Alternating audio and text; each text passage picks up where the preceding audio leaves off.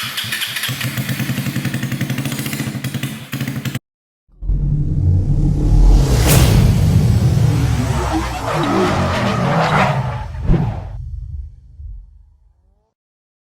guys, jadi hari ini gue ada jadwal bikin video nih. Dan kali ini gue mau ngasih tau kalian nih, gue lagi pakai kemeja dari Tropic Thunder. Nah ini bahannya adem banget, desainnya juga bagus-bagus. Dia ini spesialis Hawaiian t-shirt gitu, jadi kayak kemeja-kemeja pantai.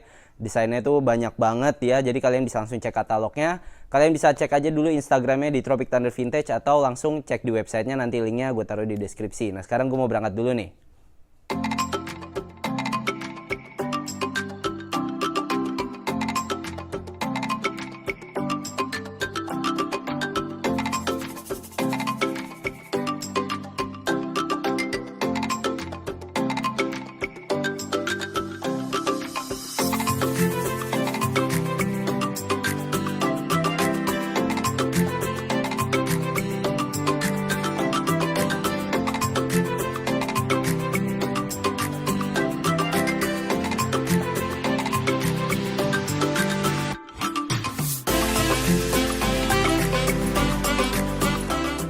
Oke guys, kembali lagi bersama gue di konten cerita bareng owner. Dan kali ini udah bersama Keanu.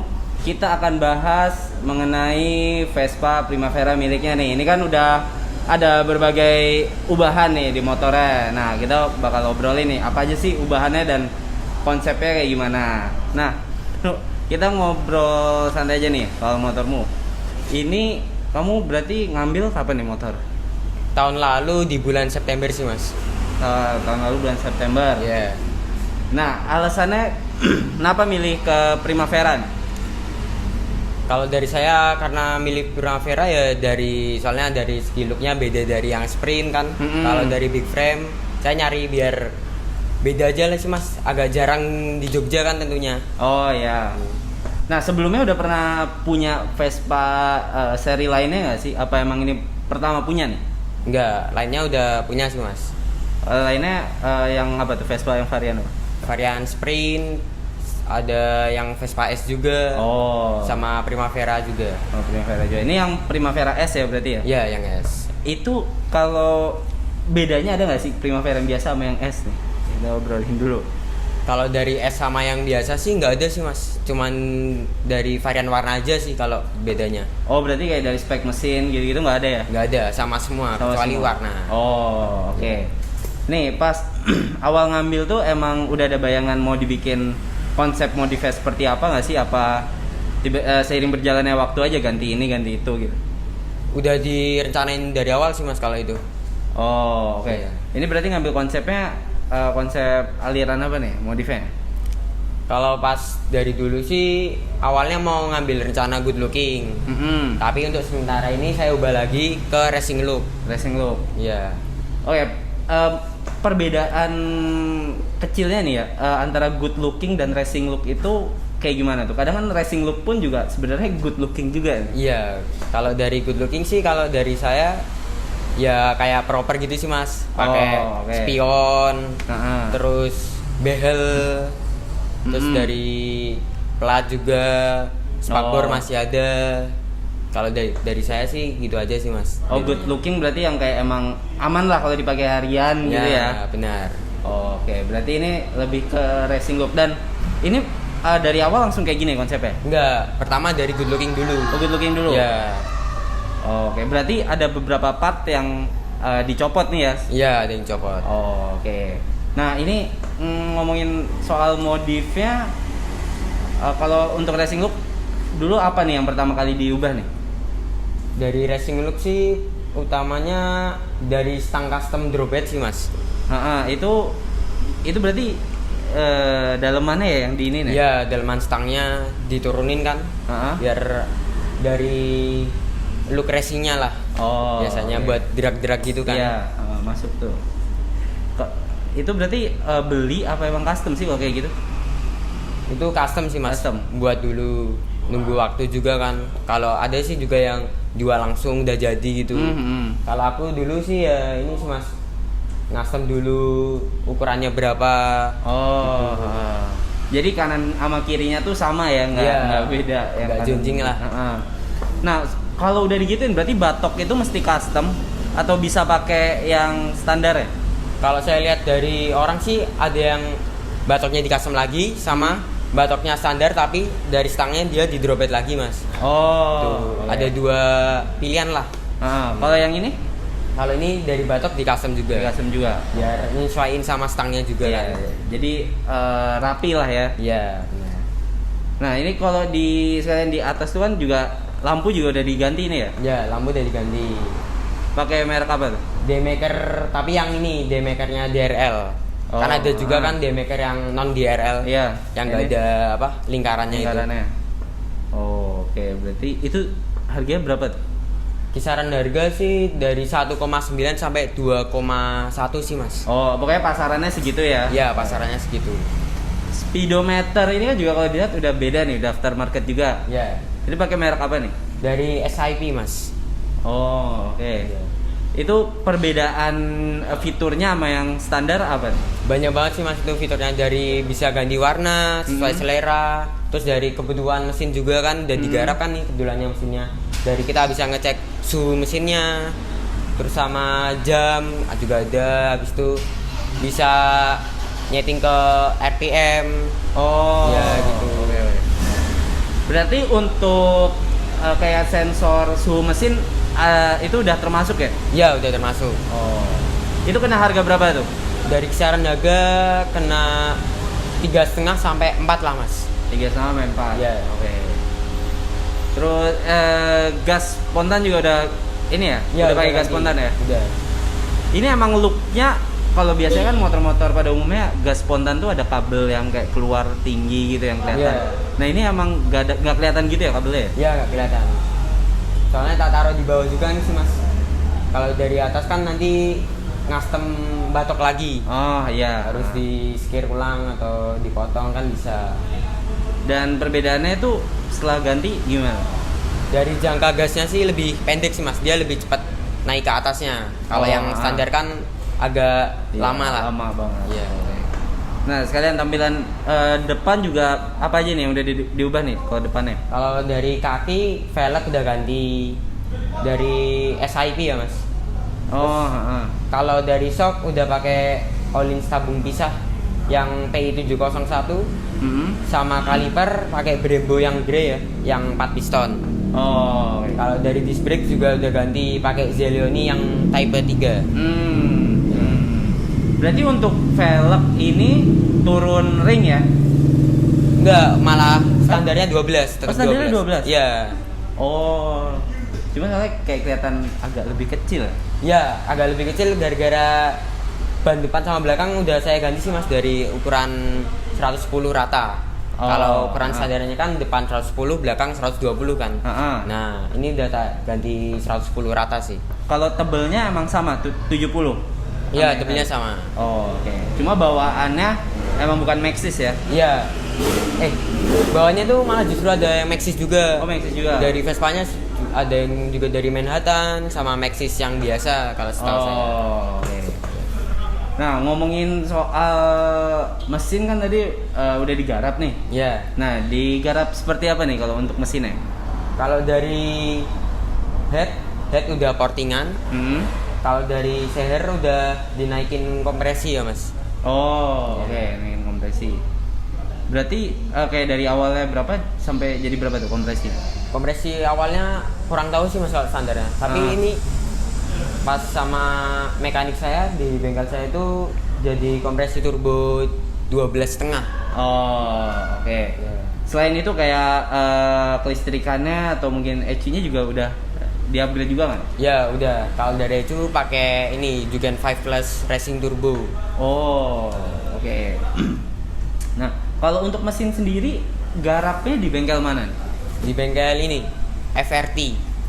Kalau buat yang Jogja itu di daerah mana? Di daerah deket Maguwo.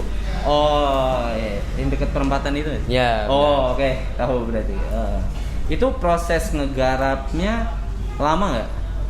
Kalau dari udah ngubah mesin ya mas.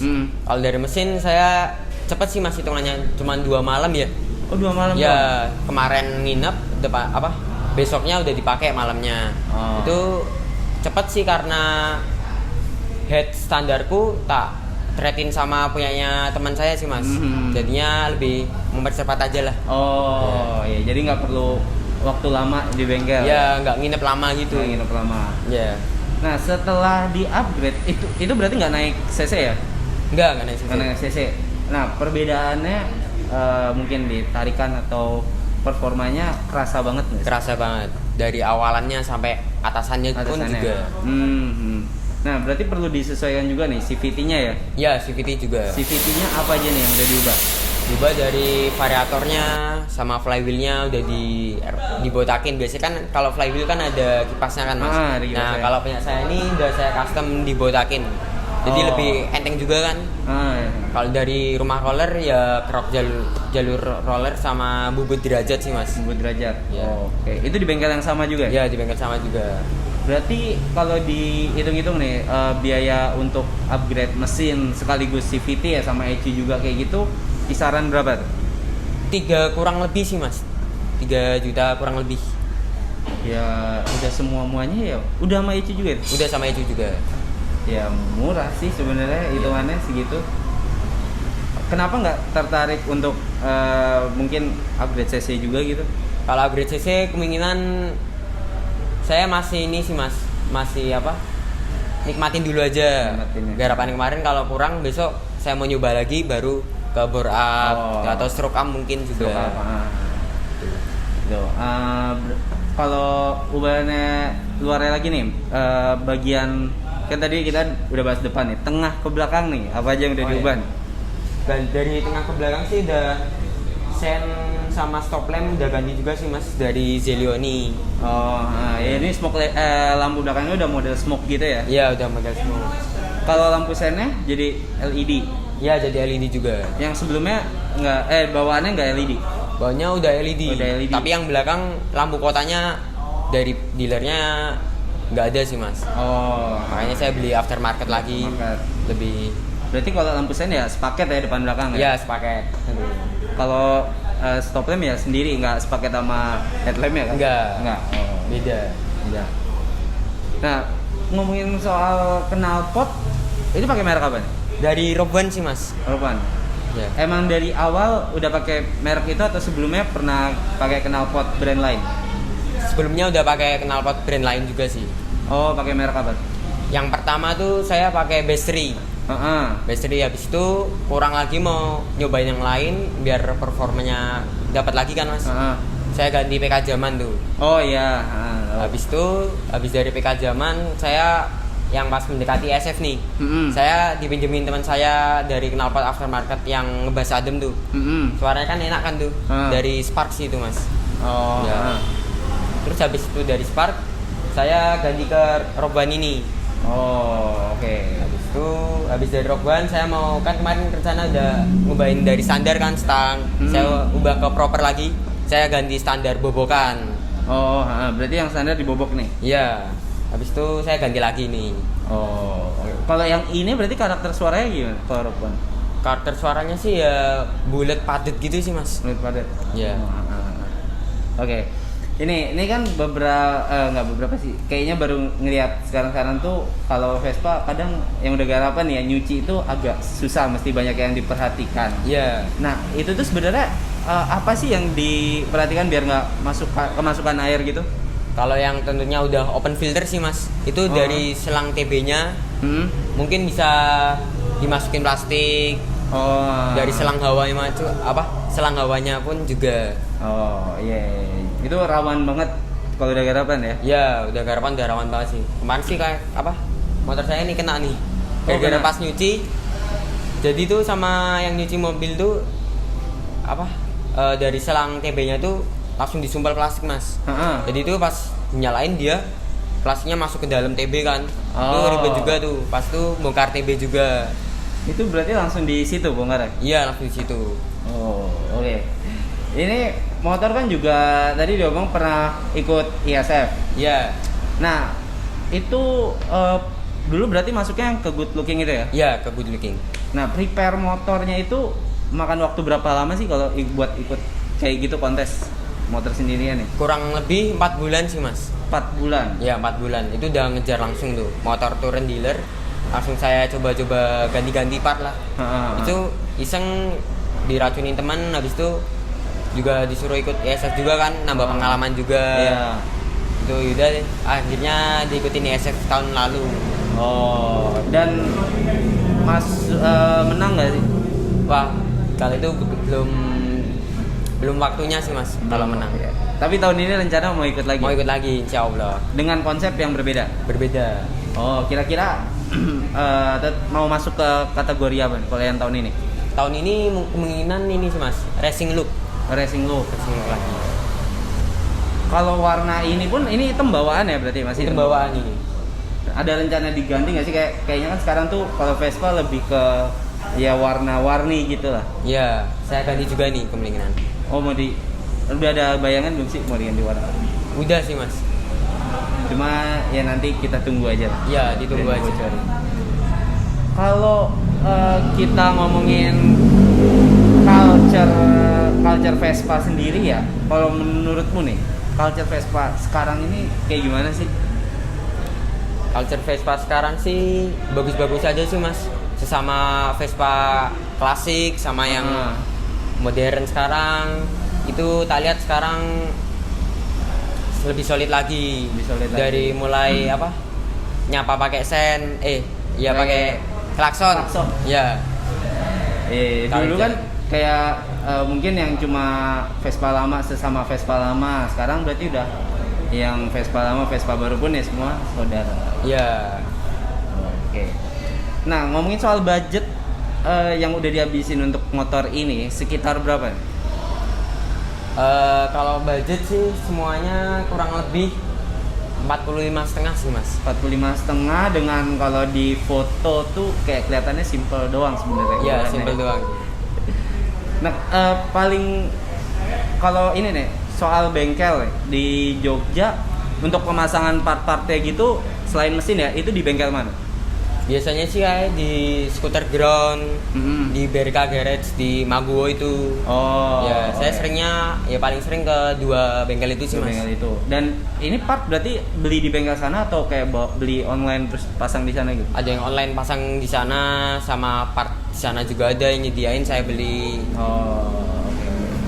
Misalkan kayak ada juga nih yang baru main Vespa dan butuh rekomendasi bengkel, kalau untuk mesin recommended dari bengkel yang tadi ya? Iya, rekomend banget sih kalau buat saya.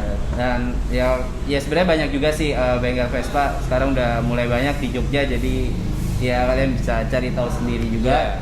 Nah, cuma kalau ini referensi dari ownernya ya situ bengkelnya gitu.